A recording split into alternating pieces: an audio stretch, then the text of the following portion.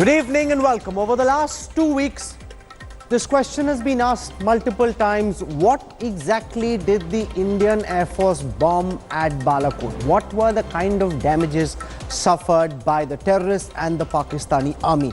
Much has been said. Specifics haven't been put out in the public domain. Over the next 1 hour, we will get you the Balakot inside story, an India Today magazine exclusive. That's our top focus this evening.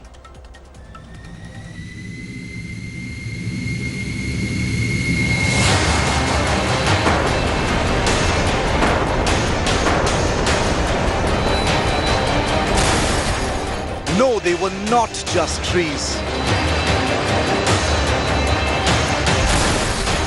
Yes, the Indian Air Force hit specific targets.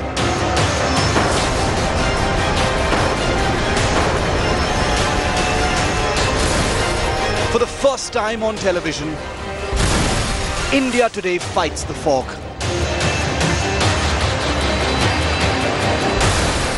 On how Balakot was planned, the exact detailed intelligence on the targets, an exact map of the Balakot Jaish-e-Mohammed camp,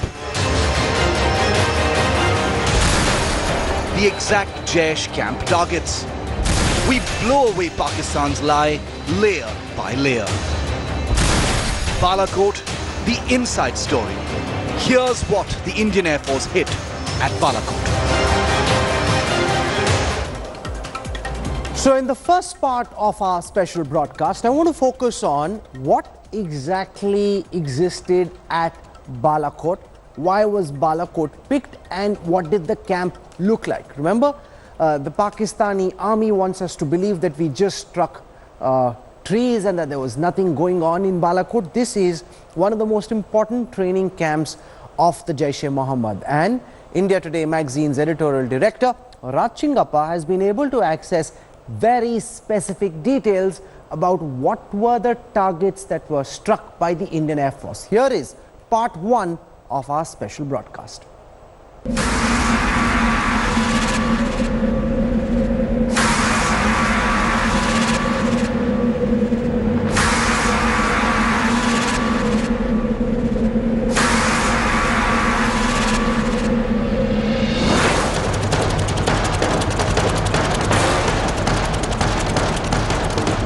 Indian agencies had photographs of the trail that led to the Jaish camp at Jabba Top near Balakot,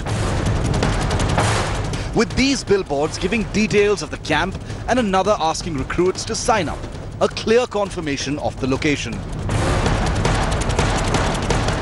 Photos also showed steps leading to the main complex had US, UK and Israeli flags painted on them so that anyone going in had to walk over them, a classic method of hateful indoctrination.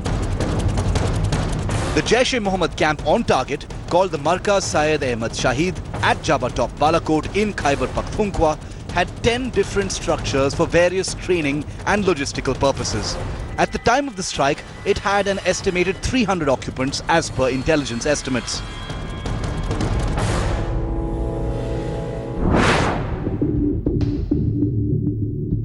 First, here's the main complex, which has a large U-shaped structure with a big hall and 8 rooms on the ground floor that housed 12 trainers and 97 terrorists. Room 1 was for Chief Trainer Yusuf Azhar.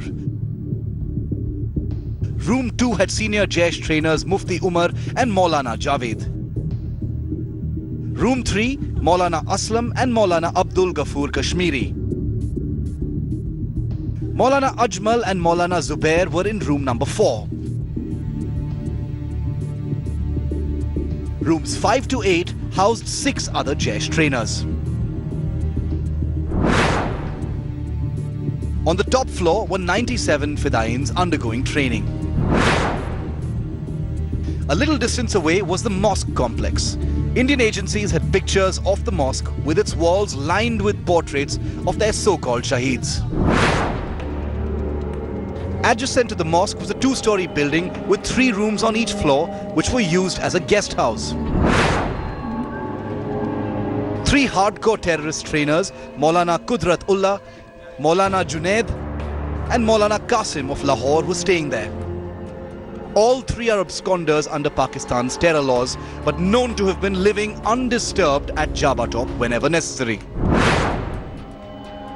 At the northern end of the camp was another large complex with a hostel, dining room and a big hall that housed 150 Jaish recruits of various categories. Agencies even had intelligence on the number of recruits and their hierarchies as per the Jaish structure. The next was a building which had a canteen. And what we are showing you is the building that was the residence of the chief Jaish trainer Yusuf Azhar and an abandoned school. This is the main entrance to the Jaish terror camp at Balakot. And yes, the complex did have a swimming pool where, as per India's dossier handed over to Pakistan, Jaish was carrying out aquatic training for its recruits. Infrastructure that aligns with the Indian Navy chief's recent statement that the sea route could be used in a future terror strike. The last two buildings had a therapy center, canteen, dispensary and a tailoring facility. This is an India Today special story.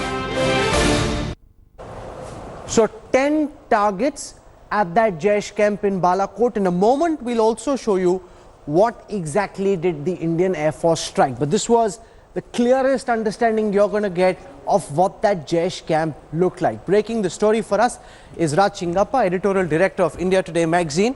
Sandeep Unithan joins us as well, one of the leading experts in strategic affairs, and our strategic affairs editor, Gaurav Sawant. So welcome.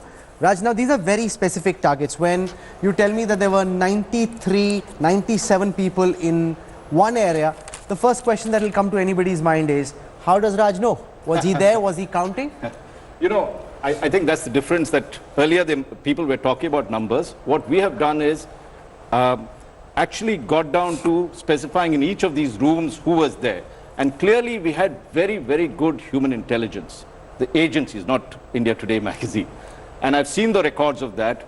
They kind of detailed. See, after all, the entire thing, Pakistan's approach was, this is a barren camp. No one existed. It was abandoned long back. Now, if you have, I've seen the pictures of each of these places. In fact, the mosque which they pray has the Kashmir, so-called Kashmir martyrs, the pictures of them right across. They've got photographs of the entrance of the place where there are very peculiar flags. You know, the American flag, the Israel flag, and the British flag there, so that they can step on. You're saying exact photographs. Not then reconstructions, but specific photographs of these areas. Yes. Second thing, I think what's very interesting is that the human intelligence that and all credit to the Indian intelligence agencies, they could not have pulled it off unless they had very good assets in that place. They also know the rooms in which many of the top leaders are there. So in that major complex that you showed, the U-shaped building, which is the, you know, the headquarters almost of that camp, you've got all the top guys in each of the room numbers as well. So someone was clearly there from who was our asset, the intelligence agent's asset, who could pinpoint each of these things and come up. And they also looked at all the, who are the trainers, who are the top trainers that are there, how many of them, and they've got a breakup of the way the training courses, because, you know, as you know, on 25th, and this was public knowledge there, that they had announced that they were holding their next training camp that was there and wanting people to come in. The intelligence agencies have been able to pick up precise numbers of that, how many were there, and from what I understand, whoever was operating in that place was there just maybe a week or less than a week before the actual strike. The other thing that strikes me is a swimming pool. People will wonder and watch, why do these terrorists need a swimming pool? That too high in the mountains, unless you have got high-class training that is going on to keep fit in the cold, because many of the times you need this kind of thing to be exposed, and if you're making a terror strike, you have to weather. It's like a commando training course in some senses. So there is a military training course that is there, and in fact they have the hierarchy of that military training course. Who would be doing the basic course? So it's called Daura-e-Aam. That's basic training. That's right. And then you have the Daura-e-Khas, which is the military training, and then you've got the Daura-e-Zarar. I don't know if I'm pronouncing it correctly. Daura-e-Zarar. And that is the advanced weapon training. So in that area around there, they have all these various facilities to train, apart from people you know, sleeping in the hostels. Okay, so let's just look at the Balakot camp once very closely. Gaurav Sawant will walk across to our big screen and explain to you what were the 10 targets that existed and where they were on the map of Balakot. Gaurav. So this was extremely significant, the terror strike that happened in Pulwama and the response. Now, when the Indian Air Force aircraft went in, the 12 Mirages, they knew exactly where to hit and why. This is Yusuf Azhar's office. Yusuf Azhar's This is the office brother was of in Maulana- A. Maulana So Masood Azhar. Maulana Masood Azhar's brother-in-law, Yusuf Azhar Rahul, he was in the abandoned part of that basic building. He was there. That is his office and his residence. Now, this is where the intelligence agency said he's going to be there. That is where the aircraft struck. Mufti Umar, Maulana Aslam, Maulana Abdul Ghaffur Kashmiri, these were the trainers who were in the main block. They were in block A. That is where they were targeted. Now, from A, there were 10 buildings. Room number 5, 6, 7, 8 was where Jaish-e-Mohammed trainers were. We told you the names of those trainers. Dora-e-Aam, 93 boys undergoing training. They were in that main building. 97 Fidain present on the top floor of building number A. Boys who So are it's a undergoing training multi-story for building, Raj? Dora-e-Aam. Yeah, it is in fact described quite closely as two levels that they had, and the key trainers that were there. Now, just a little bit of the thing. The Yusuf Azhar, for instance, his office was supposedly there, but his residence Was in another at building. another place. Yes. And closer to the entrance. That's what So the these intelligence. aren't kacha accommodation. This is this pakka brick and mortar accommodation. And with And that classic, multi-storied. you know, what you find in places which have snow, steel roof or tin roofed this thing. So if you see the structures there, sloping Because roofs. when I say a terror camp, Sandeep Punithan, what ordinarily comes to people's mind is some kind of a makeshift accommodation. Raj's story suggests that these are proper structures. Right. They're not, you make them one night and then they're gone the next night, kind of launching pad kind of No, structures. absolutely not, Rahul. In fact, this is like any other Indian military training camp, like you would probably find in IMA or in the Northern Command. And this camp is one of the oldest Jaish camps. It's been around from the early 2000s. So they have permanent structures. They have, as Raj mentioned, the swimming pool, probably to train them in some kind of commando style training. The fact is that they were a little complacent about this entire complex. You know, given the fact that it was in Pakistan, they never even thought it would be attacked.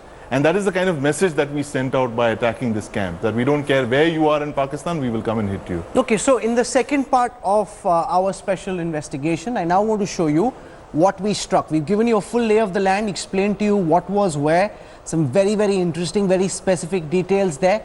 Let's now show you what actually got attacked and what did not. Here it is, part 2 of this India Today magazine special story, Balakot, the inside story.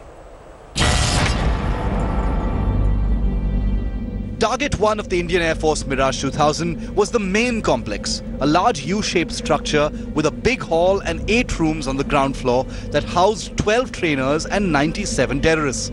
Indian agencies had exact intelligence of who was in each room when the Indian Air Force struck.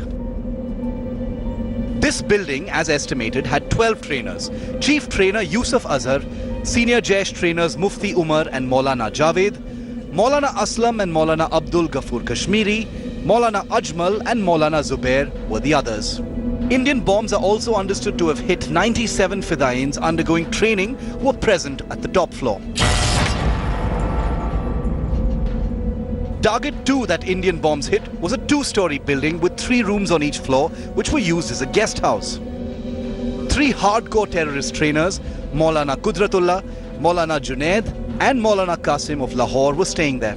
All 3 are absconders under Pakistan's terror laws.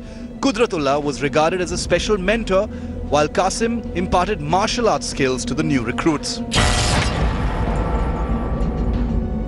The third target hit was at the northern end of the Jaish camp, a large complex with a hostel, dining room and a big hall that housed 150 terror recruits of various categories.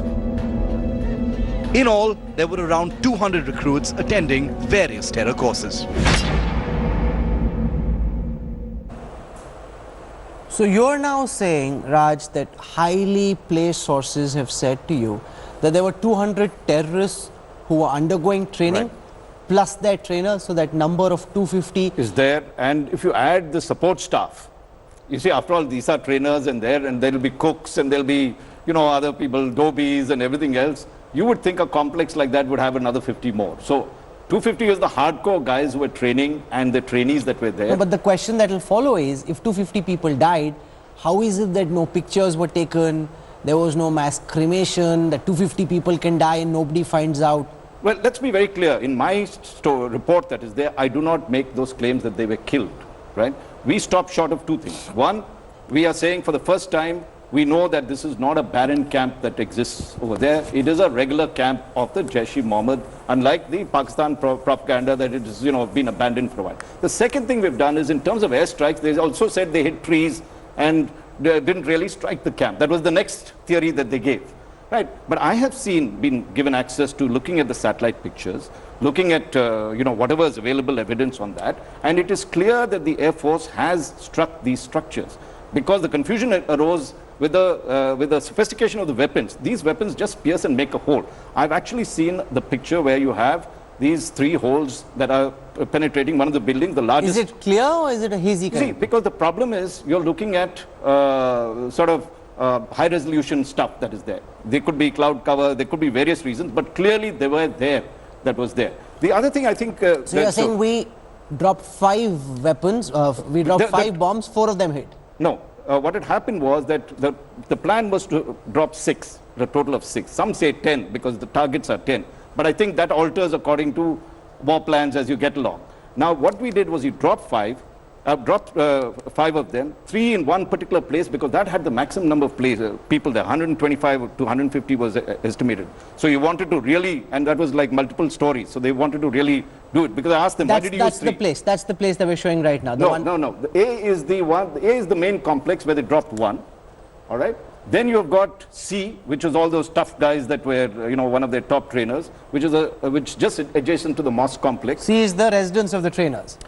C is the one where guest house. the guest house and residence of trainers. Some of the top trainers that's there. That's and right. if you come to D, if you can just show D, D is the big hall which has close to 150 terrorists present at that time and they choose the time because they know that 3 o'clock is when everybody is going to be sleeping.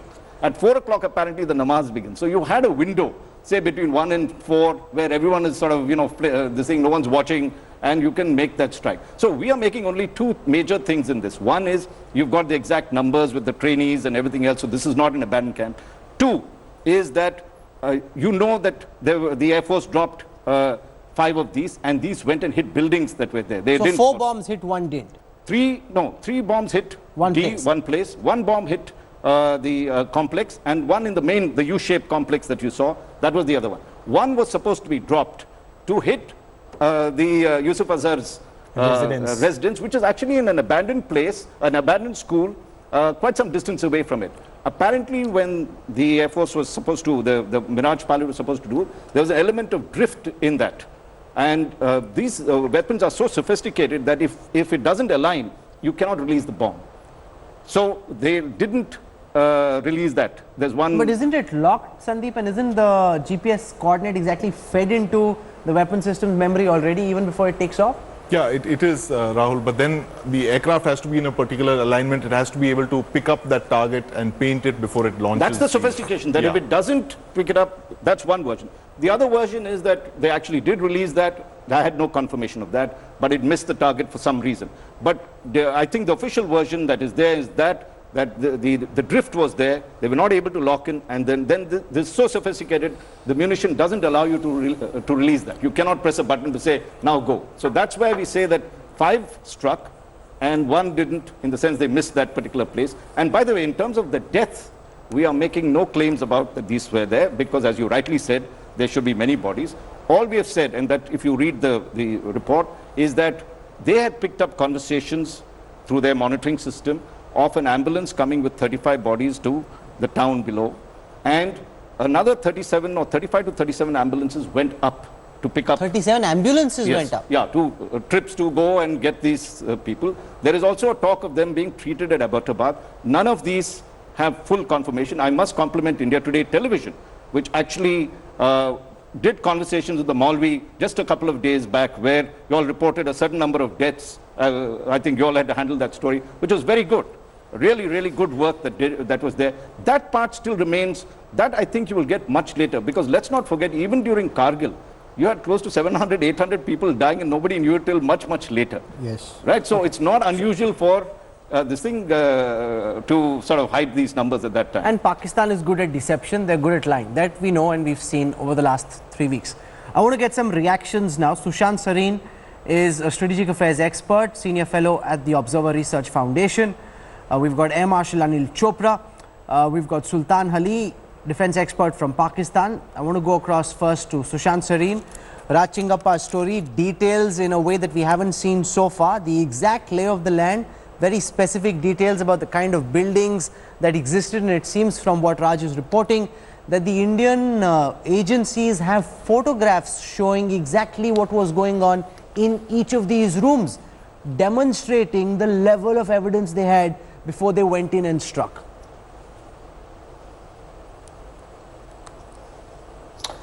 Rahul, first congratulations to Raj. This is a vintage Raj story.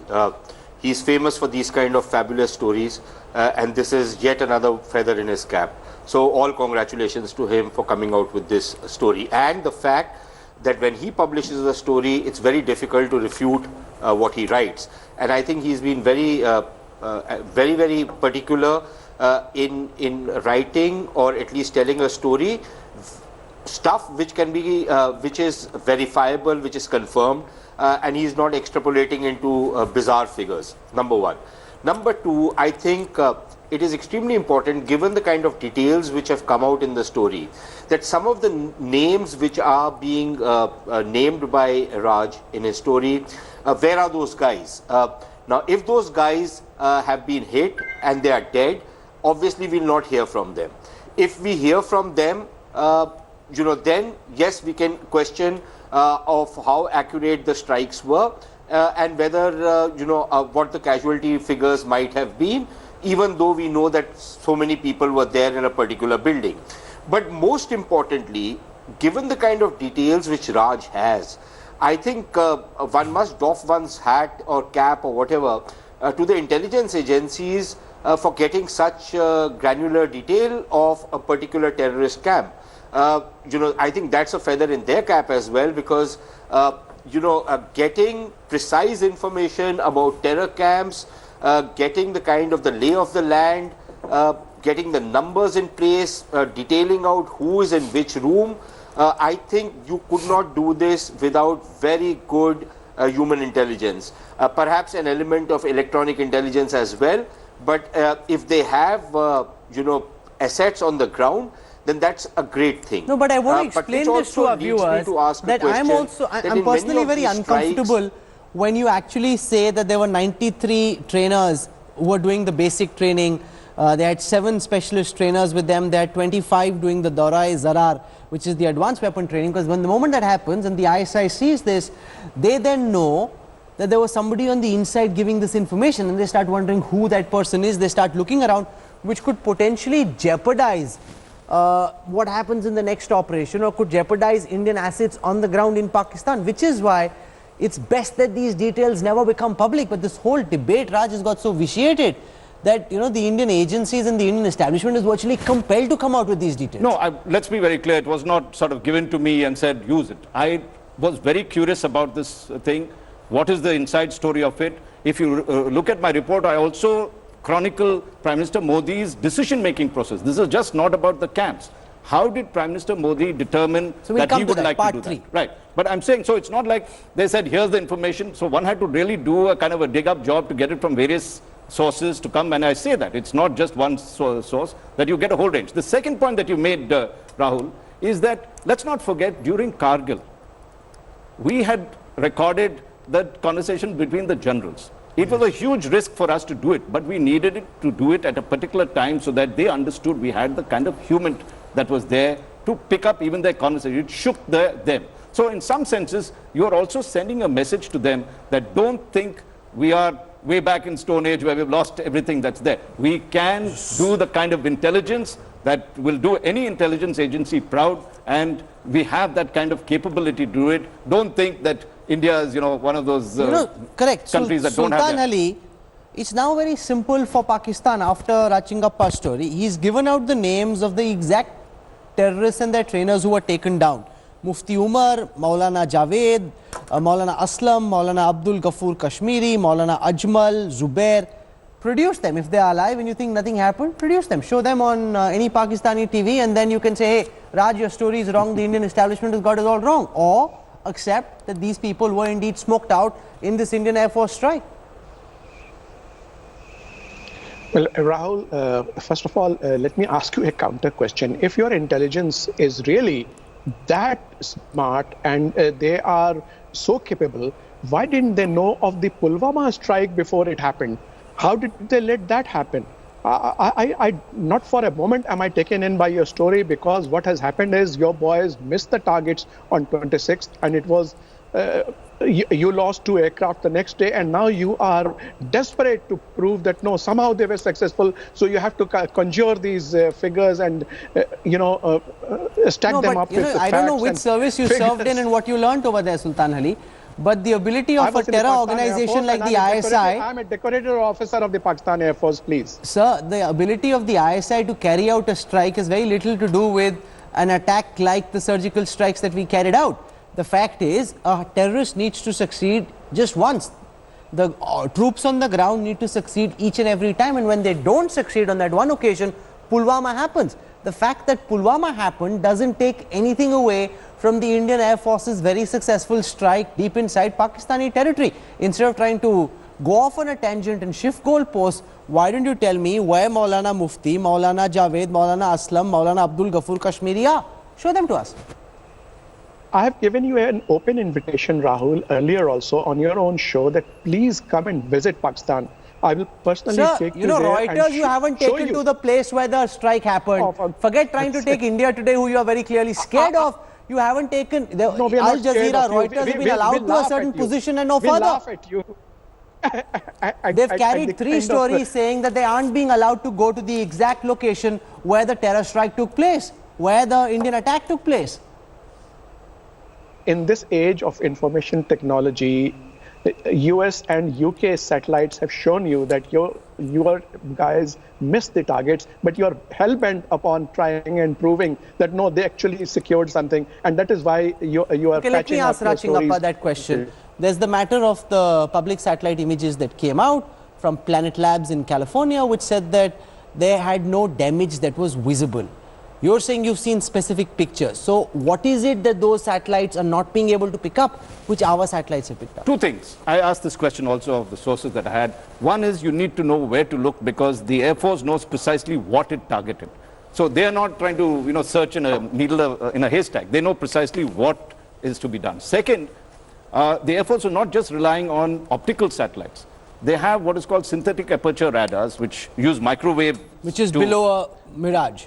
No, this is actually, you can mount it on an aircraft that flies in Indian territory. It has a sideways look, and it maps the terrain over there. They have before and after the strikes. So you have a double confirmation. What had happened with the optical satellites is that, fortunately for the Indian Air Force, that particular night, it was a moonlit night, it was a clear night, and they were able to they could have struck even when it was cloudy.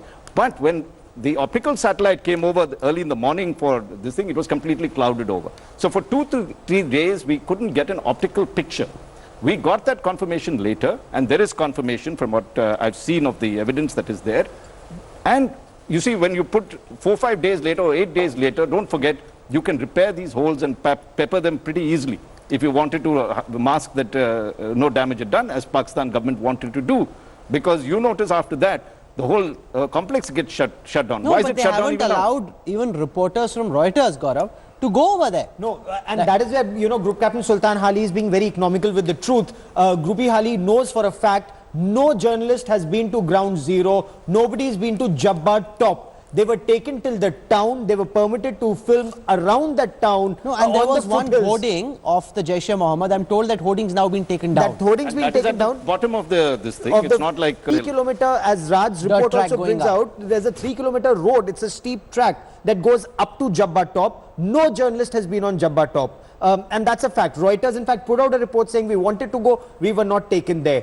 That's point 1. Point 2, Rahul, sources in the government have been very clear about the intelligence, about the number of trainees who were there, the advertisements that had been given out in newspapers asking for more trainees to come in, and the trainers who had been moved in there for the next course to start.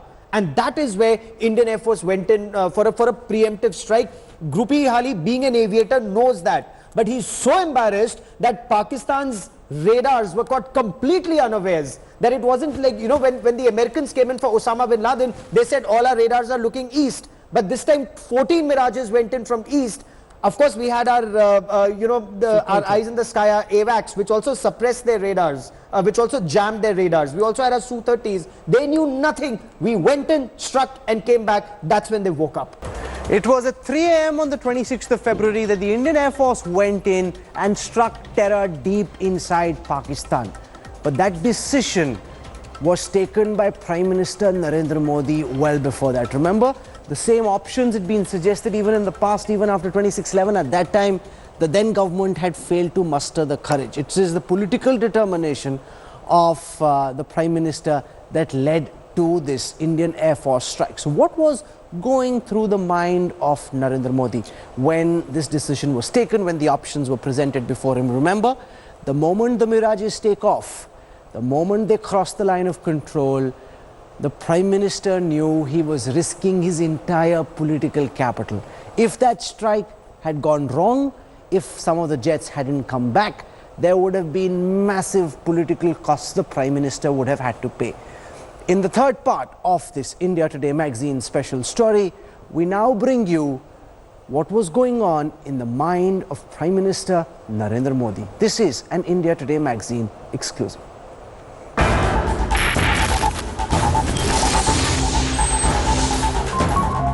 It seemed like a usual day with Prime Minister Modi attending scheduled events. There was no hint of what was to come later or the extent to which the Indian government would decide to hit back at Pakistan for the attack on our CRPF braves.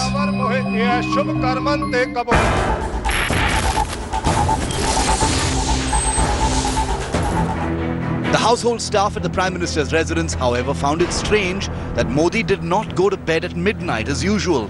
Instead, he kept working late into the night.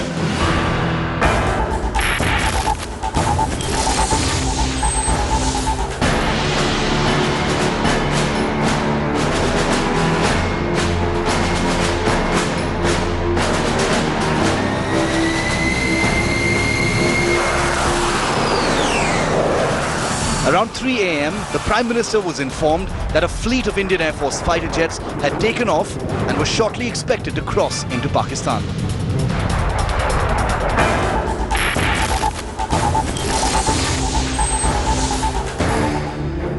"30 minutes later, the Prime Minister was informed that the jets had hit their targets and flown safely back to their respective bases. He was given periodic updates on the damage inflicted by the Indian Air Force till early morning.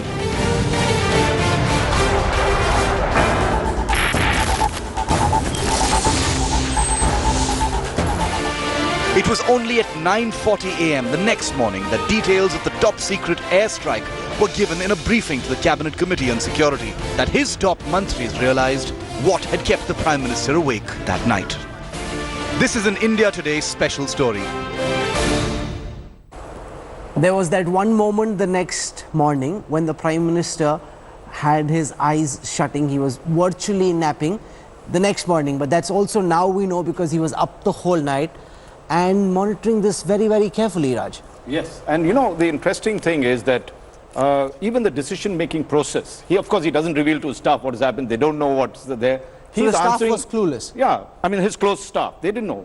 They just found it very unusual. Ministers didn't know. They found it very unusual that he was working till midnight. And some of the people, he was sending mails out at 2:30 a.m. till about 4:30 a.m. And they were a bit surprised. You know, some of the staff that was around there, that he was awake and this thing. They did not know that there was strike was on and he was personally monitoring this. Interestingly, at around 5:36, he is surfing social media to find out what the Pakistani response is. And if you recall, it is the ISPR chief that their Pakistan, the armed forces spokesperson, that first tweets something to say that, you know, Indian Air Force thing. So look at the kind of so you're saying that he was up past midnight, early going morning, through social media, Twitter, to see what reactions are coming from Pakistan. He does his yoga at 4 o'clock, as he normally would do. All right, he does all that. So it was an all-nighter for him. All-nighter, then continues to sort of be awake calls the Cabinet Committee of Security, briefs them about what has happened, then, of course, gives very clear instructions in that CCS meeting that Sushma Swaraj will go to the OIC as well as China. She will not cancel that visit. Who will brief the press? It was decided the Foreign Secretary would brief the press. Who would do the international sort of thing that was there? And I think if you study, I mean, one is the actual thing where he monitors. I think most interesting is why did he take the decision to, to clear Balakot, for instance? Why not do anything more? Those were very fascinating insights that you had, because here... What are the insights? Why Balakot? See, the first is the insight in terms of clarity. What did you want to achieve? When he heard the news of the Pulwama strikes, he was clear that this was a dastardly act. He was deeply anguished and he was deeply angered as well. But he did not allow emotion to overcome his decision making. He told his aides, we need clarity. What is it that we want to achieve? And he said, we are not against the Pakistan people.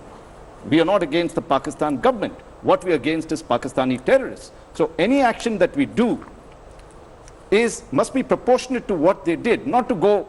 He is deeply conscious that we are two nuclear powers, that any escalation that is not controlled can go beyond into a disastrous war which none of us want on this count. So it had to be a very carefully calibrated. So he then said, we need to strike the Jaish-e-Mohammed or the terrorists to send a message very clearly across. Give me your target. And he laid the red lines to the team that was around him to say, look, there are 3 or 4 things that I want to make sure that doesn't happen. You will not hit civilian casualties. I do not want civilian casualties. You will not hit military targets because we need to control the escalation on this front. You will try and ensure what the agencies then joke as a totally purified target. So they searched around and they came to 3, because there were 15 camps apparently that were surveyed at that particular point, but 3 of them were being run by the Jaish-e-Mohammed. And since the Jaish-e-Mohammed team had actually struck Pulwama, they decided to look at the 3 options. And the 3 options that they studied was Bawalpur, which is the headquarters. But that has seminaries, it has pharmacies, and civilian casualties will be very high. Schools is there right. as well. The other place is Savai Nala, which is in the in Pakistan occupied Kashmir, POK. Now he did a strike over there in terms of the surgical strike. He had to prove a point, and I think that was the biggest decision that he took. Balakot was in the mainland of Pakistan, in KPK province.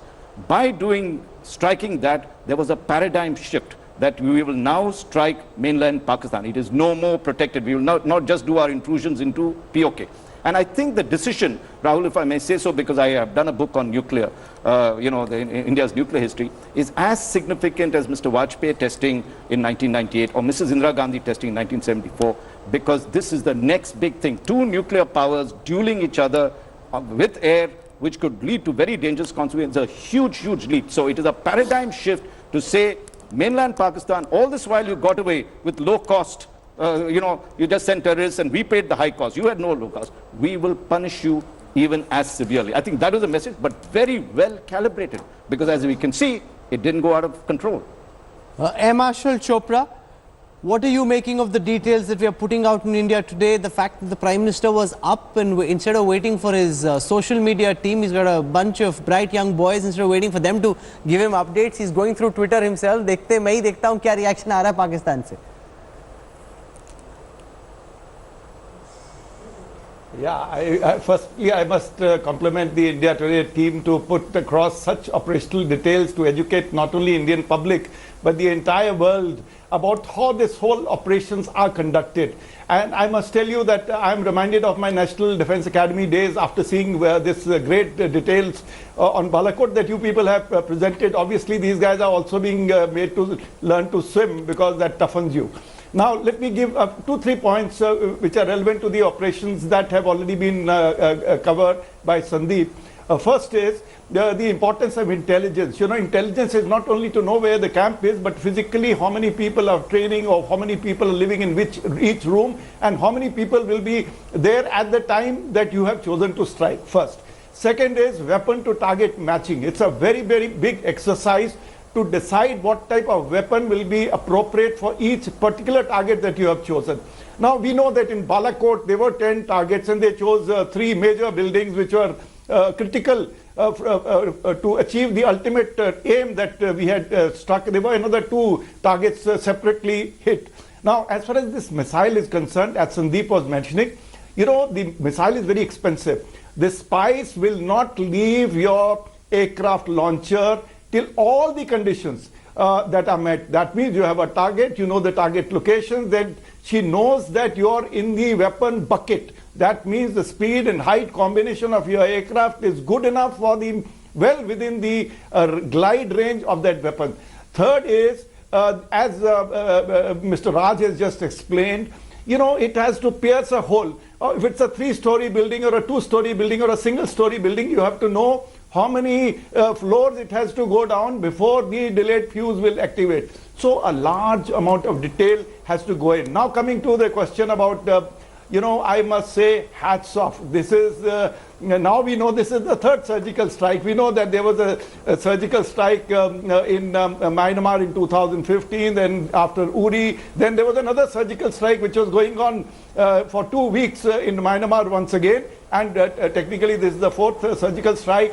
Requires great amount of guts for the political executive. You remember that when President Carter had decided to go to Iran to extricate the Americans, and there were technical faults in the helicopters. Thereafter, that was the end of the political career of President Carter. So for Prime Minister Modi to have taken this decision, big decision, anybody in his position would be, you know, crossing his fingers, keeping awake the whole night, till he gets the final word to say that all targets have been hit and all boys are back safe. Hats off on this, because we have set a new normal and we have called off the Pakistani nuclear Sushant Sareen, bluff. this is an important point. The fact that we look at what went right, just reverse that and think for a moment about what would have happened if things had gone wrong.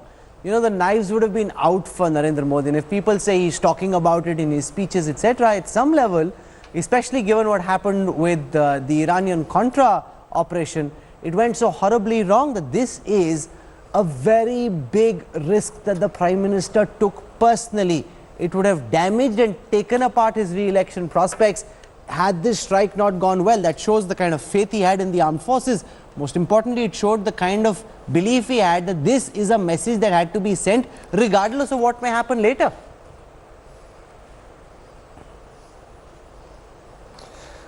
You're quite right, Rahul. But, you know, the way I would posit this question is that why should governments in India have to worry about political costs of an operation like this, which is a national security operation, a national necessity?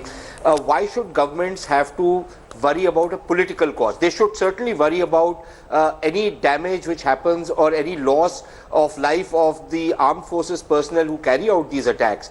But why should they at the same time also have to worry about a political cost? And I think we need to get out of that political cost trap for a very simple reason, that I don't think that either the surgical strikes or these airstrikes is going to end the Pakistani addiction to terrorism. The Pakistanis are deeply addicted, and it's part of their culture, it's part of their nationhood, it's part of whatever you want to call it. So we are likely to have to carry out some of these operations in the future as well. And there could be operations which are necessary because you have to raise the cost for the Pakistanis, but where you might have to pay a cost. And if you are always going to be afraid that there would be a massive political damage would be suffered if something was to go wrong, because something will go wrong somewhere down the line. You never have all the operations going on exactly the way you have planned it, and nobody other than Air Marshal Chopra will bear me out that these things tend to go wrong at times. So governments and the political establishment in India across the political spectrum has to decide that there are certain things on which you can talk about how to enhance national security, how to further national security, but not damage the other side simply because an operation has not gone exactly according to plan. Gaurav. And that is what is extremely these operations don't important have a 100% success ratio. Even in war games, you know, things go wrong. So in real life, there will be the odd operation which doesn't go as per plan. That's when national resolve comes into play, and everybody must stay firm. And that national resolve needs to be inculcated, created. Remember, after the attack on the Indian Parliament, Rahul, Operation Parakram happened. Not a single bullet was fired in anger, but there were more than 200 fatalities on the Indian side. There were mine accidents, there were road accidents, there were fatalities even then. So when you're fighting Pakistan state-sponsored terror, there are costs anyways. Balakot, was fortunately without a single loss of life. But remember, Pulwama, we had 40 casualties. Before that, in Kargil war, you had 500 casualties. When you're battling Pakistan, there is a cost involved. 166 people died in Mumbai 26/11 Mumbai terror attacks. So when Pakistan state-sponsored terror is punished, there will be costs. It's just that the government's aim, from what sources tell India Today, is to ensure that the costs that Pakistan pays are so prohibitive that they do not think terror is a low-cost option for them to bleed India. All right, we're going to leave it over there. I want to thank, most importantly, Raj Chingappa for bringing these details together and putting them out in the magazine. You can read more if you watch this show, you want to know more. Balakot, the inside story, you can read it in our magazine. Sandeep Punithan, thank you for joining us. Gaurav Sawant, thank you very much. Sultan Ali, Sushant Sareen, and Air Marshal Chopra, thank you for joining us on this special broadcast. You can read more in the magazine, but some very, very interesting, some very, very important details about where we struck and what damage we did based on first-hand perusal of the evidence the Indian agencies have come up with. Thanks for watching the video. For more such news and updates, please like, share and subscribe to India Today. Also check out our other great videos from our channel. We know you would love to.